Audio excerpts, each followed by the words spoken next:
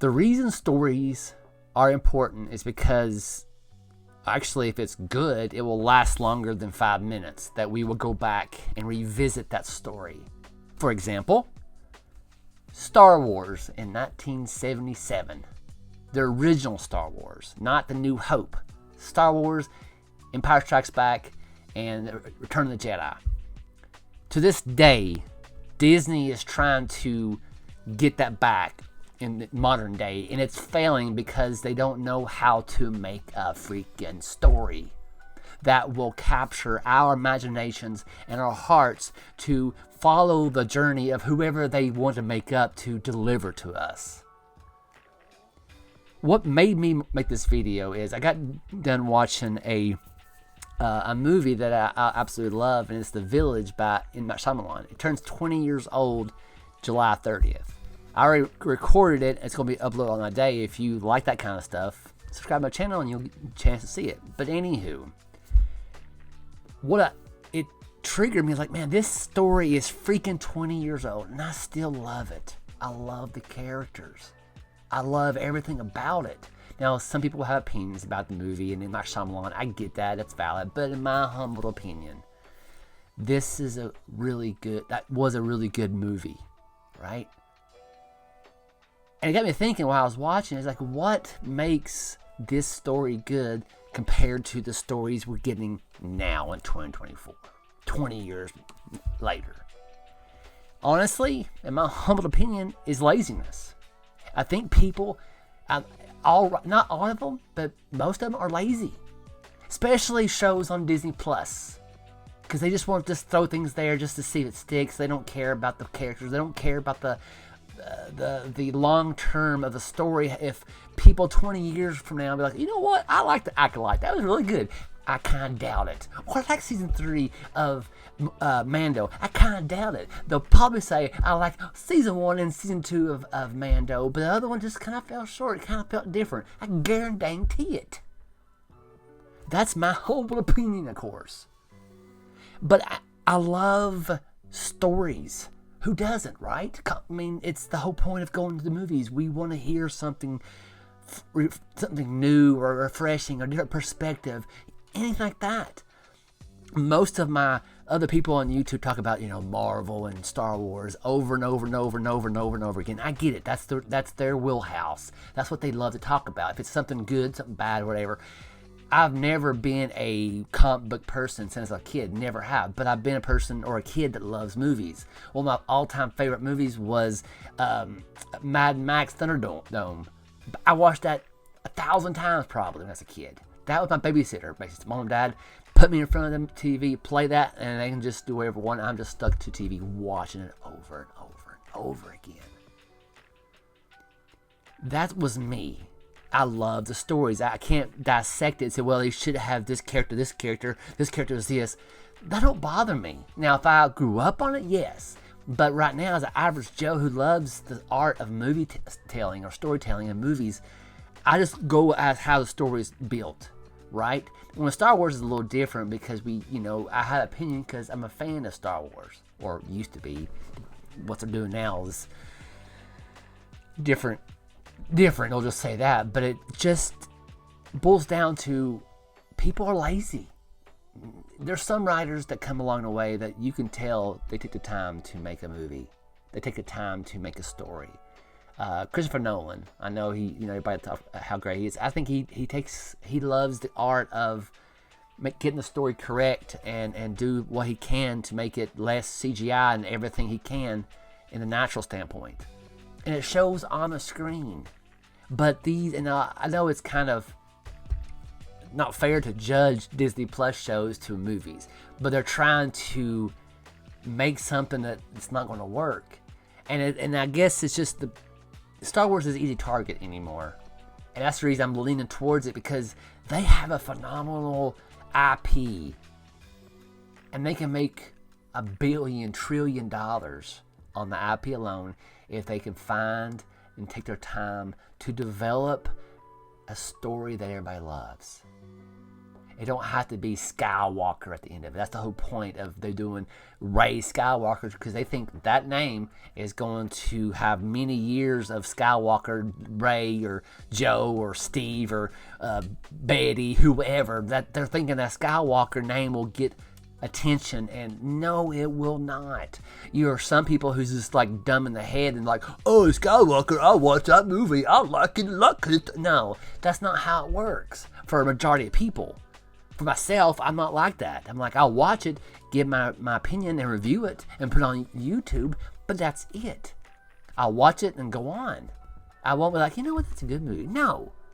If you, that's the thing, when in modern day, speaking about Star Wars, I didn't want to go on this rant, but it just hit me, and I just go with the flow. I don't have no script. I just go how I feel. As soon as I watched that movie, The Village, I was like, you know what? I'm going to rant about this. George Lucas created Star Wars in 1977. He didn't have a big budget. He was the outcast, and they was like, all right, here you go. Just don't screw it up. And he had to make it work. He put his passion, and he had people to help him, to his wife and other people to help with the story, helped how to shoot it, all that stuff. And look how that story has been baked into our culture for freaking decades. People, of course, some people might have opinions on if which Star Wars is better. That's up to them to fight, not me. But that's the thing, is I don't want to relive New Hope and all that again. I want something new. You can still have the Star Wars banner, but within it have something that will last decades. Have something that we will love. Instead of injecting stuff that has a messaging in it that certain people might like it, but I guarantee it, 20, 30 years from now, people's like, oh, that was a thing when that's dated. You can tell it's dated because at that time, that's what's going on at the world at that time. Star Wars didn't do that. The original Star Wars didn't do it. They just made something that will capture millions, dare I say billions of people's imagination. And it triggered a lot of other movies after that. It's just lazy writing in modern day movies anymore. And that's the thing, in the last couple of months, you might have noticed on my channel that I've kind of not uploaded anything. Because I don't want to be that black pill kind of guy. Look, yeah, this movie sucks. But I have to be honest. Like, I ripped on the Ghostbusters. But honestly, it just didn't. Maybe it had a little bit of expectation on it, I guess. Maybe a little hope, and I just killed it. But I kind of went too hard on that, and I felt bad afterwards. But it was genuine reaction. It was like my authentic opinion about that movie. And the reason I'm not trying to be that person to just kind of be like some people on the edge of the internet, kind of just repeats the same thing over and over and over and over and over and over, and don't talk about something like what I'm talking about, The Village. That's the whole point of this channel, is I want to talk about stuff that I am interested in, what I love, what I don't like, and just talk about it. And hopefully I might find 1,000 people that would want to subscribe to my channel so I can be monetized. And when I get monetized and I'll have a little bit extra income, I might be able to watch movies in theaters once a week. But that's the long-term kind of goal. But that's just me being honest. But the thing about stories, I know I go back to it, that's the whole title of this video. Stories is what makes it good. It's just, and back to Acolyte, I've not watched it, but I've seen the people talking about it on the YouTubes. Because it's a thing, and they get monetized, they get the money, they get the revenue, and they enjoy trashing Disney over and over and over again. Some of them, they just do it for the fun of it. Some of them actually are genuine, I wouldn't say critics, but genuine, they kind of like me, they're kind of, I wish they do better, but this is what I would do. They genuinely care about Star Wars. They love Star Wars, and they root for Star Wars. They want Star Wars to succeed. Whoever owns it, if it's Disney or somebody else. That's how I am. That's what I'm in. But when they, like, for example, they're still full steam ahead with making the Rey movie. And I hope they do. And I hope they realize, how important it is to make a story. I honestly don't believe it's going to go in theaters. I honestly believe they're going to make that movie and put it on Disney Plus. Because they don't have if they have the guts to put that in theaters, I'll be like, wow, okay, they have the cojones to do it. Because I don't think it would be successful. For all what the director says behind the scenes of what she feels about white men and all that, that's her prerogative. She can do whatever she wants. But I wish people would just, actors and directors and writers would just shut up and make a movie. Because once you open your mouth talking about this particular group of people or this fandom or whatever, you're destroying everything that you're trying to make.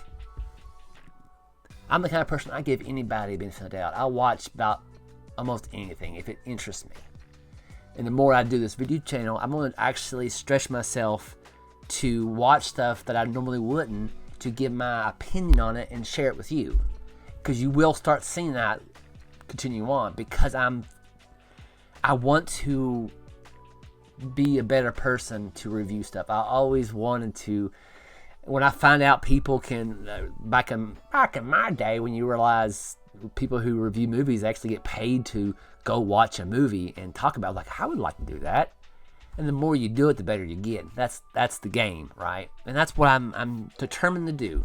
And why, speaking of that, if you're watched this long in 11 minutes, I don't think you've probably watched that long. But anywho, especially if you get monetized, I will definitely go full steam ahead, because it'll be my job, if that makes sense. I'll be more responsible to give you the best I can with what I have. But it's the story, man. That's the thing about, I'm trying to find things that, I'm going to do a series on Andor and watch each episode and talk about it and give my opinion on it.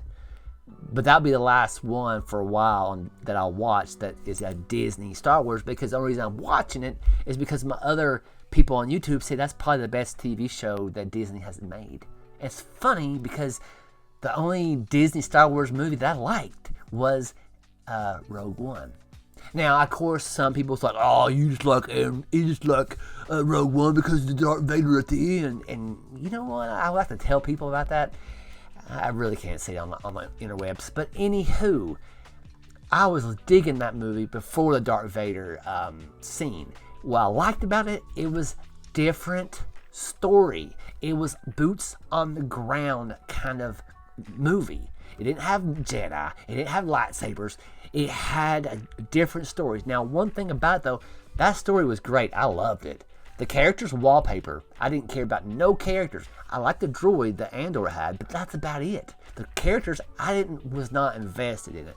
I cared about the story. It was very weird how to feel like, 'cause sometimes you like the character but don't like the story. This one is like, I like the story. Character was there. I didn't hate him. I didn't love him. It was just there. What I mean by all that is a story. How important it is. When you start having certain rules, like I have to have this, you have to have this, you have to have this, and you water down your freaking story that nobody wants. Now, I'm not saying that the tides is turning, but it seems like I watched the other movie, Inside Out, the animated, and I really liked it. When they announced the Inside Out 2, I'm like, oh. But from what I've seen on YouTube and other people who watched it, they actually say it was a really good movie. I was like, ooh. So it got me interest. Whenever it's released in digital, I will watch it and give my opinion on it. Because we always, anymore with Disney, not to try to be like everybody else, I'm kind of shell-shocked. I'm like, okay, what kind of messages are they going to put in this video or this movie or this show? And you're like, oh, really? Oh, okay. That's how I am. I can't speak for you all, but I'm thinking majority of people is the same way. It's like, okay, let's see what kind of movie this is. Oh, wow, this is not bad. And I believe they have the money to do it. I think they can find the right talent. But the thing is, some talented people probably don't want to, honestly, right now, be attached to Disney because of who they are right now in time. Now, they'll probably come back, and I'm hoping they will realize if they want money, story is where it's about. But it seems sometimes that's a different topic for other people to talk about. My focus is on the story. And kind of give you a little bit of a spoiler on my review of the 20th anniversary of The Village. I revisit that story ever so often. Just like people revisit Star Wars ever so often, to remember that feeling and remember the characters, how much you love these characters, how it just takes you way into that point of your life when you watched it when you was a certain age, and enjoy the journeys and adventures those characters did. It's just something simple about it. And this is the thing, last thing I'll say, hopefully last thing, but I get off my rant. 15-minute rant so far. I don't know if anybody watched it this long, but anywho, back to Star Wars. Star Wars, I forgot how much it was to make it, the original one. But they had to make the story work. It was not about a $200 million budget. He was limited on money. He was limited on special effects. He was limited on a lot of things. But he had to do what he had to do to make that story work. Of course, it struggles with being a sci-fi kind of show. He has to make stuff by hand to make it work. And he did a phenomenal job. That's the thing now. That's what I said earlier. People being lazy. He's like, we got $200 million budget. We can do anything we want. That's the problem.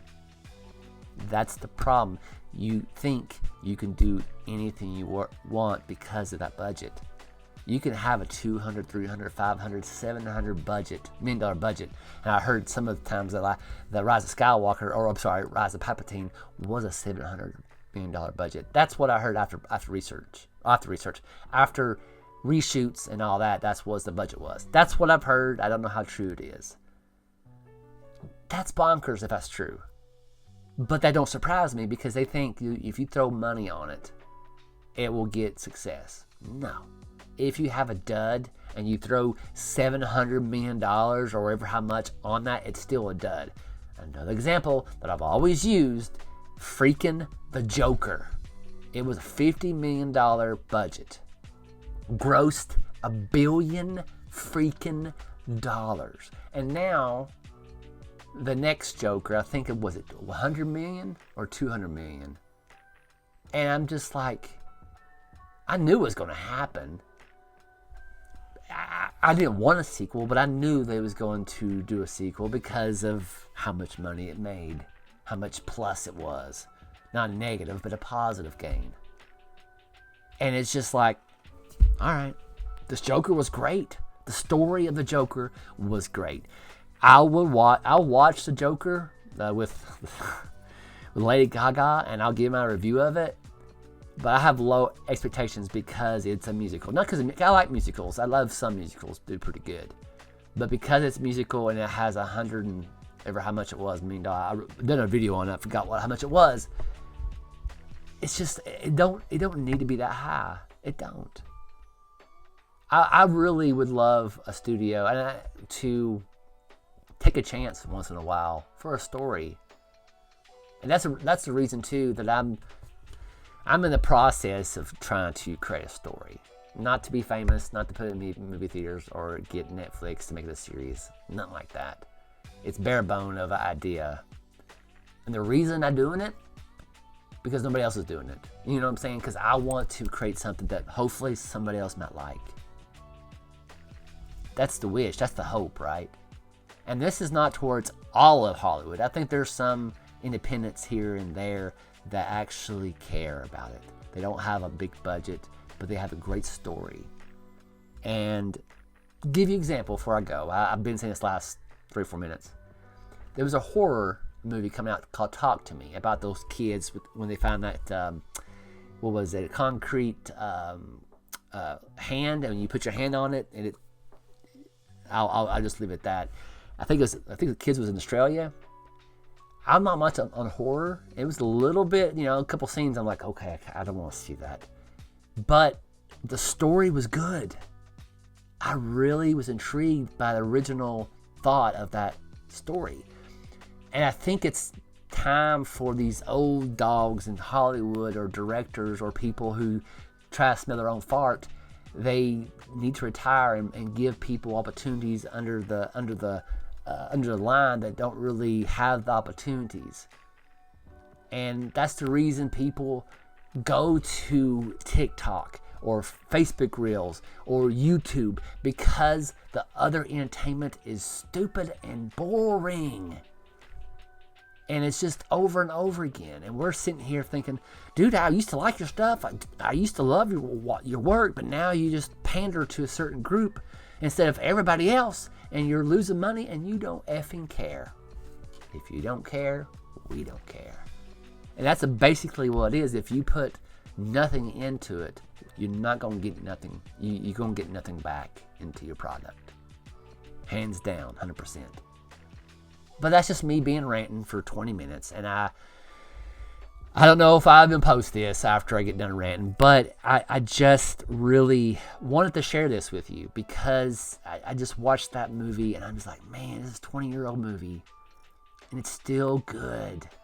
You can see the effort was made in the story. I can't speak for all the movies, but sometimes I can tell when somebody actually cares about their product before they release it. Of course, you have reshoots and you make a product and you're like, I don't like that, or a producer don't like it and they have to reshoot it 15,000 times before they're satisfied with it. I get that.